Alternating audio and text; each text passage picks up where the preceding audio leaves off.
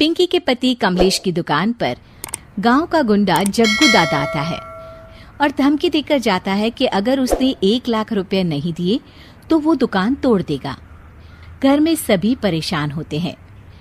अरे सत्यानाश हो उस जग्गू का, अच्छा खासा लड़का था, पता नहीं क्यों गुंडागर्दी करने लगा, किसी की भी जमीन हड़प लेता है और अब हमारी दुकान के पीछे पड़ा है नास पीटा। मेरे तो कुछ भी समझ में नहीं आ रहा कि मैं क्या करूं। अरे बेटा, मैं तो कह रही हूं कि 1 लाख रुपए दे दो और छुट्टी पाओ इस जग्गू दादा से। नहीं माँ, मेहनत की कमाई है, ऐसे कैसे दे दूं? मैं तो 1 रुपया भी नहीं देने वाला उसे। अरे पैसा तो दोबारा भी कमा लेंगे, पर जान है तो जहान है। नहीं पिताजी, मैं नहीं दूंगा पैसे, मैंने फैसला कर लिया है। पिंकी कमरे में आकर सोचने लगती है, मेरे पति के ऊपर ये कैसी मुसीबत आ गई है। हे भगवान, क्या करूं मैं?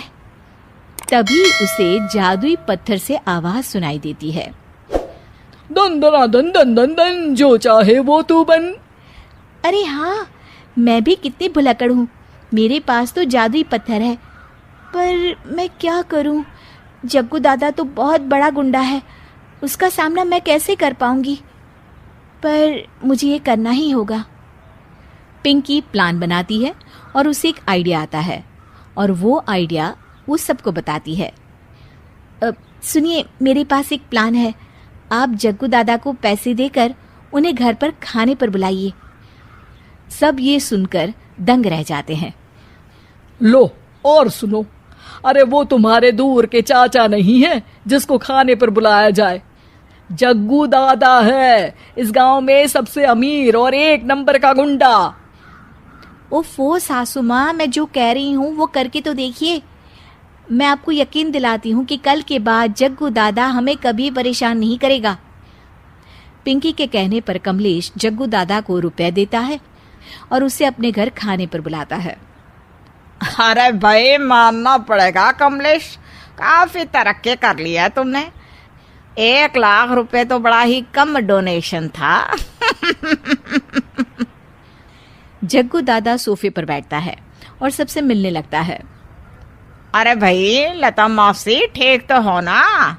सुना है घुटने में बहुत दर्द रहता है। हाँ बेटा, पर तुझे कैसे पता चला? अरे जग्गू दादा सारे गांव की खोज खबर रखता है, और वैसे भी मेरी माँ और आप तो बचपन की सहेलियां थी ना, तो आप तो हमारी मौसी हुई। मौसी कहकर 1 लाख रुपए का चूना लगा रहा है कमबख्त। तभी बेल बजती है और कमलेश दरवाजा खोलता है तो सब दंग रह जाते हैं। अरे एमपी साहब, आप आइए आइए, आप कमलेश को कैसे जानते हैं? अरे भाई, कमलेश हमारे बड़े ही अच्छे मित्र हैं और मैंने सुना है कि आप इनकी दुकान हड़पना चाहते हैं, इनसे चंदा भी मांगते हैं आप। अरे एमपी जी, वो तो बस थोड़ा धंधे में मंदी चल रही थी तो गांव वालों से थोड़ी मदद मांग ली। देखो जग्गू दादा, होंगे दादा तुम अपने घर के, ये हमारे पहचान के लोग हैं, इनके साथ तुमने कुछ भी उल्टा सीधा किया तो सीधा जेल में डाल देंगे, समझे? फिर वहां बाकी कैदियों से चंदा मांगते फिरोगे क्या? जग्गू घबरा जाता है और वहां से जाने लगता है। जी जी एमपी जी, समझ गए, हम चलते हैं, हमें माफ कर दो कमलेश बाबू। अरे बेटा, खाना तो खा लेता। अरे जग्गू। जग्गू दादा को भागता देख एमपी के रूप में बदली पिंकी हंसने लगती है और सब एमपी के पास आते हैं और उनका धन्यवाद करते हैं। आपको कैसे पता चला एमपी साहब कि जग्गू हमें परेशान कर रहा था? आपकी बहू पिंकी है ना, बड़ी ही समझदार है, वो मेरे ऑफिस आई और मुझसे मदद मांगी।